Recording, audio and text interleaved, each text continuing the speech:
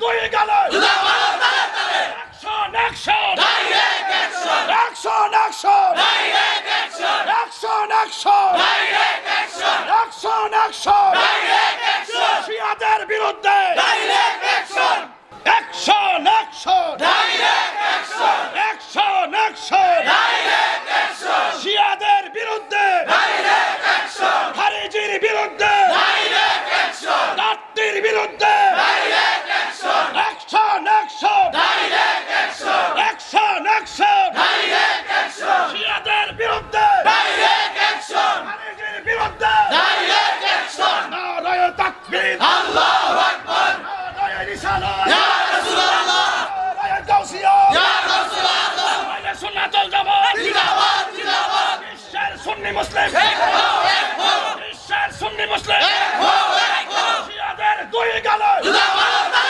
Action action direct action action action direct action action action direct action action action direct action শিয়াদের বিরুদ্ধে direct action মারহাবা আল্লাহু আকবার বাবা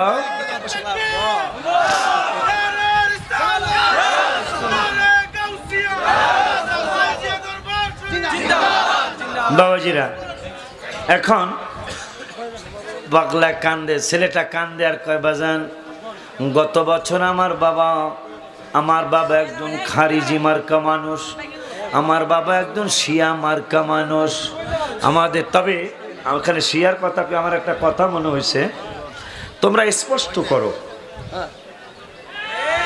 তোমরা হয়তো কইবা যে না আমরা খাঁটি আহলে সুন্নাতুল জামাত আর নাইলে কইবা যে আমরা শিয়া তোমরা আমাদের লগো মিল দিয়া চলবা আবার রাসূলের সাহাবীদের বিরুদ্ধে কথা বলবা তাইলে তোমরা আহলে সুন্নাতুল জামাত নও তোমরা আহলে সুন্নাতুল জামাত নও আহলে সুন্নাতুল জামাতের লোক সাহাবীদের বিরোধিতা করতে পারে না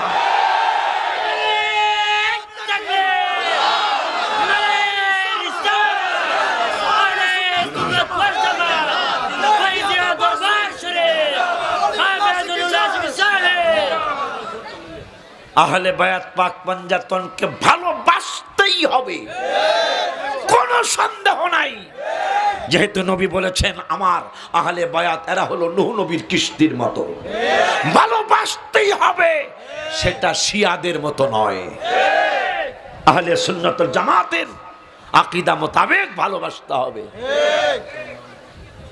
আমার ভাইয়েরা ছেলেটা কান্দে আমার বাবা আপনাকে গত বছর আপনি আবু বকর ওমরকে সালাম দেন তো হ্যাঁ অবশ্যই দেব এটাই তো সুন্নত নিয়ম রসুলকে সালাম দিয়েই আবু বকরকে সালাম দিয়ে ওমরকে সালাম এইটাই তো সুন্নত নিয়ম এইটাই তো আহলে সুন্নাতুল জামাতের ফয়সালা এটা আমার বাবা সহ্য করে না করে আপনাকে দাওয়াত করে এনেছেন এনে আমার বাবা আমি প্রতিবাদ করার সাহস করি নাই আপনাকে জিহ্বা কেটেছে আমিও দেখেছিলাম আপনি যখন জিহ্বাটা নিয়ে চলে গেলেন আপনি যখন আমাদের চোখের আড়াল হয়ে গেলেন হঠাৎ করে আমার মায়ে বলতেছে বাবা দেখ তো তোর বাবার হাতটা কেমন জানি বানরের মতো হয়ে যাচ্ছে আমার আরেক ভাই ডেকে বলে এই ভাই দেখো তো আব্বুর পাও জানি কেমন বানরের মতো হয়ে যাচ্ছে হঠাৎ করে আমার মা বলতেছে দেখো তো এটা কেমন ঘটনা ঘটতেছে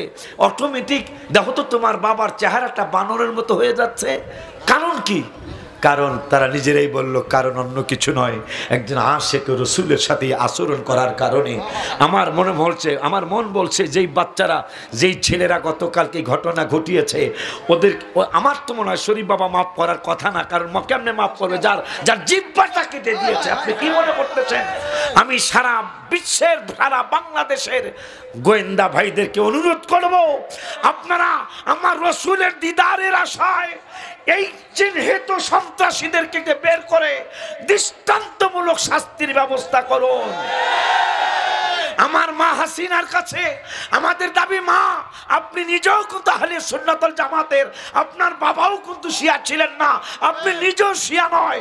আজকে শিয়ারা যা করতেছে সেইটা মা আপনি নিজেও দেখতেছেন, বুঝতেছেন। আমাদের দাবি এই বাবা শরীফের সাথে এই আচরণ যারা করেছে আল্লাহর তরফ থেকে তো বিচার আসবেই।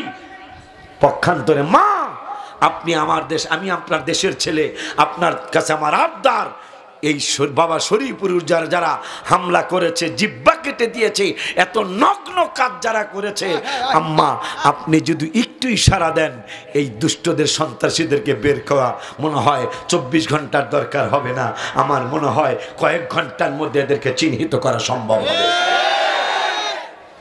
আপনার কাছে আমাদের দাবি আহলে সুন্নাতুল জামাতের পক্ষ থেকে, মা আপনি চিহ্নিত করুন, আপনি একটু ইশারা দিয়ে দেন। আপনি যদি বলেন যে এই 24 ঘন্টার মধ্যে একজন সুন্নি জামাতের আশিক রসুলের শানে যারা কথা বলে তাদের উপর যারা হামলা করেছে, হতে পারে এইটা ওহাবি, হতে পারে লামাজহাবি, হতে পারে আবার মুনাফিক নামে সুন্নি, সুন্নি নামে মুনাফিক আছে না, হতে পারে। আমি আপনার কাছে আবদার করছি এই চাপের ফয়েজিয়া দরবার শরীফের পক্ষ থেকে, মা এটা আপনি একটু হাতে নেন, আমার আবদার, আমাদের আবদার। ভাইরে কিতাব পৃথিবীর ইতিহাস সাক্ষী, পৃথিবীর ইতিহাস সাক্ষী, কিতাবটা আমার ঘরেই আছে। স্বপ্ন জগতে প্রিয় নবী সাল্লাল্লাহু আলাইহি ওয়াসাল্লাম কিতাবের নাম, রেফারেন্স দিয়ে কিতাবটা লেখা, প্রত্যেকটা ঘটনার রেফারেন্স আছে। কোন কিতাবে এটা বড়, কোন কিতাব গ্রহণযোগ্য কিতাবে আছে। সেই লোকটা যেহেতু বাঁচতে পারেন, এই বানর হয়ে গেল। যুবক কয় হুজুর আমি আগেই বের করে দিতাম, বানরটা কাঁদতেছে কিন্তু বের করি নাই। আমি আপনাকে একটু এক নজর দেখাইয়া এখন আমি সারা বিশ্বে নেমে যাব। সারা বিশ্বে নেমে সারা বিশ্বের জমিন আমি জানি, যতটুক যেতে পারি আমি হেঁটে হেঁটে, আগে তো আর গাড়ি ছিল না, হেঁটে হেঁটে যতটুক যেতে পারি ততটুক আমি বলবো সাবধান হয়ে যাও। যারা রসুলের সাথে বেয়াদবি করে, নবীর গোলামের সাথে বেয়াদবি করে, নবীর গোলামি রসুলের গোলামি করার কারণে, আবু বকর ওমরকে সম্মান করার কারণে যদি কারো উপর কেউ চড়াও হয়ে যদি জিব্বা কেটে দেয়, হুজুর আমাকে অনুমতি দেন আমি বের হয়ে পড়ি সারা বিশ্বে। যদি রসুলের গোলামের উপর কেউ আক্রমণ করে, জিব্বা কেটে দেয়, ওই জিব্বা ঠিক করার জন্য ডাক্তারের কাছে যাওয়া লাগে না, ওই জিব্বা রাসূল সাল্লাল্লাহু আলাইহি ওয়াসাল্লাম ঠিক করে দেয়। আর যারা বেয়াদবি করে তাদেরকে আমার আল্লাহ বানর বানায় দেয়। যারা বেয়াদবি করে রসুলের গোলামের সাথে তাদেরকে আল্লাহ কি বানায় দেয়? পৃথিবীর ইতিহাস আমার মনে হয় কারণ এই বাংলার জমিনে দূরে যাওয়া লাগবে না, অনেক জায়গায় আল্লামা রেজভী সাহেব হুজুরকে একবার সরাইলে না কোন জায়গায় যাওয়ার সময় এই বাতিলের আক্রমণ করছিল। আক্রমণ করার পরে এই লোকগুলা কেউ কানা হয়ে গেছিল, পরে 1-2 বছর পানিশ্বর এই লোকগুলো যারা আক্রমণ করছিল হুজুরের পানিতে ফেলাই দিয়েছিল মাইরা, কিন্তু হুজুর মরে নাই। সুবহানাল্লাহ বলবেন না? হ্যাঁ, যাই হোক, মানে যারাই হোক, আমি এখন নামও নিতে চাই না, যারাই করছিল রেজভী সাহেব হুজুরকে পানিতে ফেলাই দিছিল মাইরা, কিন্তু মরে নাই। কেন জানেন? আল্লাহ বলছেন আল্লাহর আনুগত্য করো, রসুলের আনুগত্য করো। তোমরা দয়ার জন্য করো না, দয়া কেমনে পাইবা জানো? আমারও মানবা, আমার রসুলেরও মানবা, তাইলে লাআল্লাকুম তুরহামুন, আমি আল্লাহর দয়া পাইবা। রেজভী সাহেব হুজুর তো সারা জীবন এই কামই করে গেছে, খালি নবী নবী নবী নবী নবী নবী। সে যার কারণে পানিতে ফালাইয়া দেওয়ার পরে মনে হয় হাবিব সাল্লাল্লাহু আলাইহি ওয়াসাল্লাম কুল মুবারকে নিয়েছেন। আল্লাহ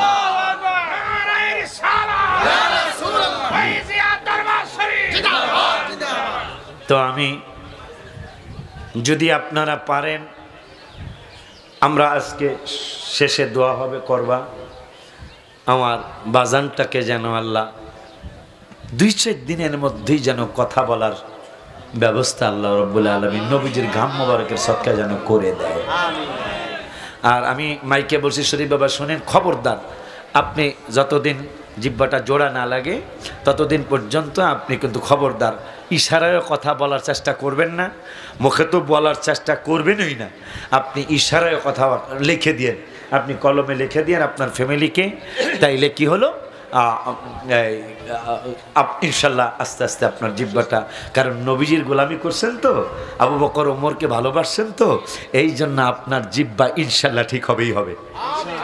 আপনার কোনো টেনশন নেই, কারণ আপনি নবীজির সত্যিকারের গোলামই পরিচয় দিয়েছেন। আপনি যে সত্যিকারের হাবিবের একজন গোলাম সেটা পরিচয় হয়ে গেল। আমি তাহেরি আমাদের কিন্তু সত্যিকারের গোলাম হইতে পারছি কিনা সেটা এখনো আমরা স্বীকৃতি দেই না, কিন্তু আপনি কিন্তু রসুলের গোলাম হয়ে গেছেন।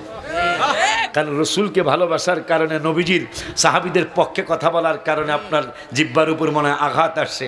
আপনি টেনশন মুক্ত থাকুন, রসুলের দিদার অচিরে আপনার হয়ে যাবে ইনশাল্লাহ, আর আপনার জিহ্বাটাও ভালো হয়ে যাবে ইনশাল্লাহ। এবং আমার রসুলের গোলাম আপনি হয়েছেন, মনে হয় আপনার পক্ষে দুই চারটা কথা বললাম, এই জন্য আমাদেরকে মনে হয় নবীজি গোলাম হিসাবে গ্রহণ করবেন। এটা লাস্টে যেন সুন্দর দোয়াটা হয়, আল্লাহ যেন আমার খালুজানকে